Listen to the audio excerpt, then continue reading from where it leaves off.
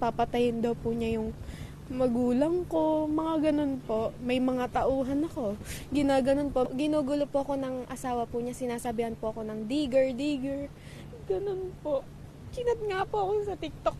Tapos sinabi niya, magkano ba? Hindi po ako nakapagsumbong kasi pinagbabantaan din po niya ako. Tsaka nung time po na nirape po ako, may nakaamba pong barel. Minsan nga po, gino-joke niya ako sabi niya.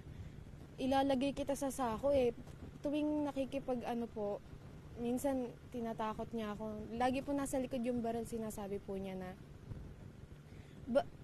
di ba napag-usapan na natin to? Kahit di ko po alam yung sinasabi po niyang napag-usapan, wala naman kaming pinag-usapan na gano'n.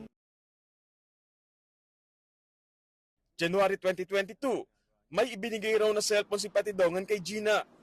May nako-open ditong social media account ng isang Marlon Bakay. Di ito masyadong inintindi ni Gina. Ang sabi po niya, dun daw po yung sa nagchochope, ganon-ganon. Sabi ko, ha?